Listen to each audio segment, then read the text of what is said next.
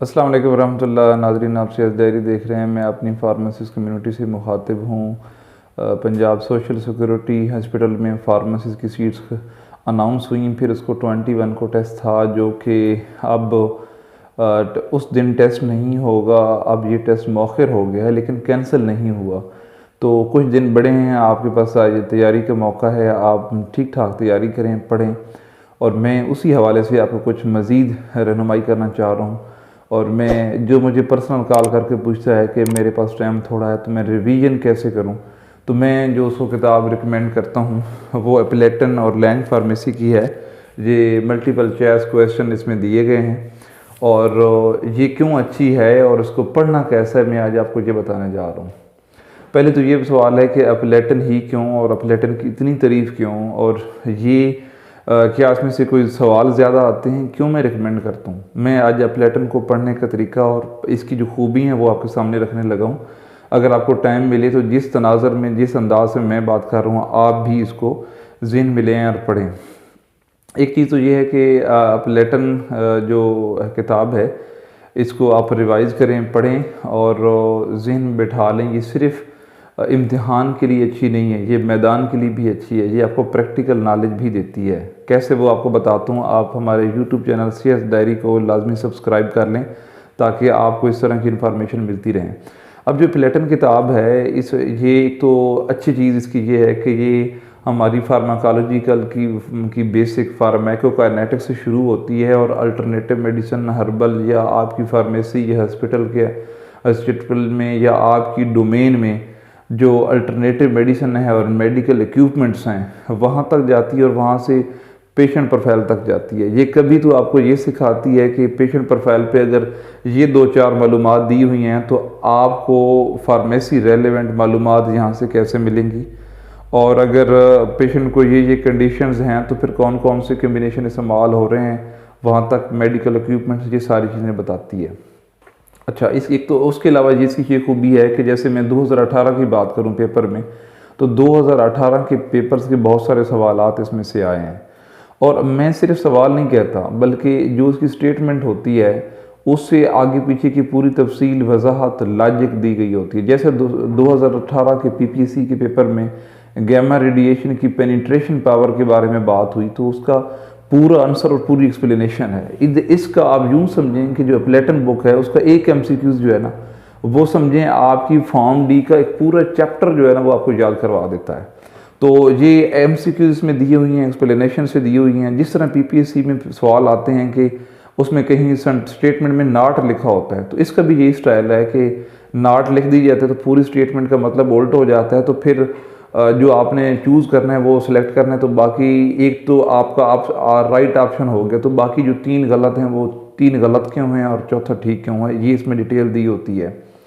और इसके अलावा इसकी ये खूबी है कि ये आपकी पेशेंट प्रोफाइल और बेसिक फार्माकोलॉजी के दरमियान और थेरापेटिक्स से गुजार के आपको ये क्लिनिकल सवाल देती है।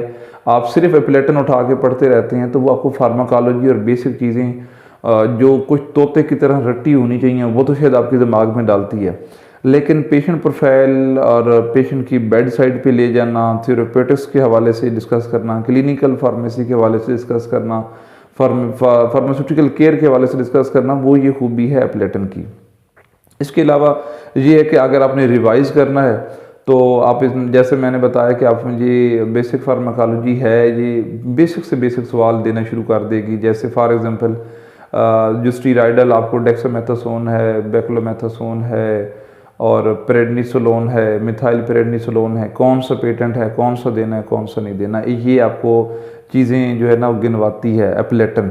और ये जो एपिलेटन किताब है इसमें प्रीवियस जो कुछ सालों के पेपर वो भी आपको दिए गए हैं। तो मैं अगर उन प्रीवियस पेपरों के सवाल की बात करूं तो जैसे 2018 में बायोफार्मास्यूटिक्स के जो सवाल थे कि बायो फलां चीज़ बायो इक्विवेलेंट है, फलानी अल्टरनेटिव है, तो ये इक्विवेलेंस और अल्टरनेटिव वाले जितने भी कंसेप्ट हैं ये आपको एपिलेटन से मिल जाते हैं। तो ये वाला सवाल 2018 के एपिलेटन से आया। गैमा रेडिएशन के बारे में आपसे पूछा गया, वो एपिलेटन से आया। टैमेक्सोफेन स्ट्रेट जो दवाई है ये ब्रेस्ट कैंसर से प्रिवेंशन के लिए भी इस्तेमाल होती है और ट्रीटमेंट के लिए भी इस्तेमाल होती है। ये 2018 के पेपर में आया है, ये इसका बड़ी तफसील से समझाया गया है। और मैं कहता हूँ कि किस पेपर में नहीं आया टमेक्सोफेन सिट्रेट, वो एपिलेटन में बड़ी तफसील से समझाया गया। कैटेगरी एक्स के रेलेवेंट सवाल होते हैं एपिलेटन में दिए हुए हैं।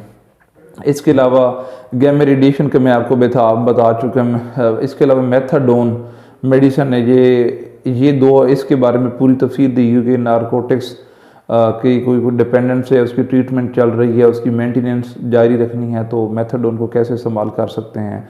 ऑर्फन ड्रग्स के बारे में दिया हुआ है डिटेल। ऑरेंज बुक वो किस लिए होती है, ये तफसील दी गई है आपको। ये तफसीलात और ये सवालात जब जो मैंने 4-5 गिने हैं, आप एपिलेटन बुक खोलें तो जहाँ जहाँ इसका जिक्र है उसके बारे में उसका पूरा कंसेप्ट दिया हुआ है। एमसीक्यूज़ में तो वही एमसीक्यूज़ है, लेकिन जब इसकी एक्सप्लेनेशन में जाएंगे तो आपका पूरा कंसेप्ट बताएगी और पूरी चीज़ का करियर रखेगी। साथ में अगर आपको बताऊं तो ये मतलब ऐसे कुछ ऐसी आपको पहेलियाँ सिखाती है, पहेलियों के ज़रा तरीके से सवाल पूछती है एपिलेटन। जैसे वो कौन सी मेडिसिन है जो डायरिया में और कॉन्स्टिपेशन दोनों में इस्तेमाल होती है, वो कौन सी एंटीबायोटिक है जिसकी ओडी डोज है सिर्फ आप इस्तेमाल कर सकते हैं, वो कौन मतलब कोकेन की कितनी डोजेज आप लें तो डिपेंडेंस हो सकती है। इसी तरीके से अगर T3 और T4 इसकी डोज में क्या फ़र्क होगा, ये आपको एपिलेटन बताती है। इस अंदाज से आपसे पूछती है कौन सी एनसिड है जो ओडी डोज में काफ़ी हो रहती है। अब ये प्रैक्टिकल चीज़ें हैं आपको आनी चाहिए। और इसका फेरस सल्फेट भी आप दे रहे हैं हॉस्पिटल में बैठ के। और दूसरा, अगर फेरिक साल्ट आ जाए तो अब्जॉर्प्शन किसकी अच्छी है और ज़्यादा डोज किसकी रखनी पड़ती है, ये भी हमें चीज़ें पता होता है। बैक्लोमेथासोन ये आप एज़मा वगैरह के लिए देते हैं, तो जब कभी इनको ब्रोंकोडायलेटर के साथ देना है तो क्यों बैक्लोमेथासोन को कुछ टाइम के लिए पहले इस्तेमाल करना है।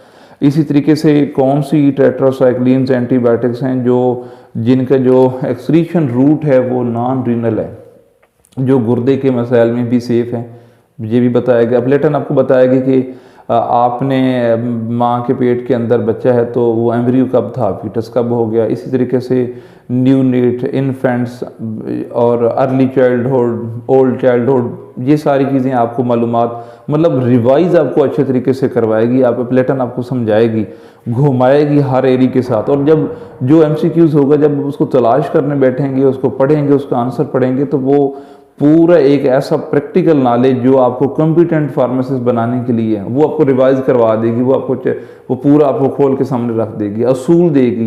एपिलेटन आपको क्यों का बताएगी कि ऐसा काम है क्यों है, ऐसा नहीं है तो क्यों नहीं है। ये सारी चीज़ें आपको बताएगी। आपको एक्सपायरी डेट और बियॉन्ड द यूज़ डेट इसके बारे में डिफरेंस बताएगी आपको। हाँ, ये तो मुझे आना चाहिए। आपके ज़हन में ऐसी चीज़ें आएंगी।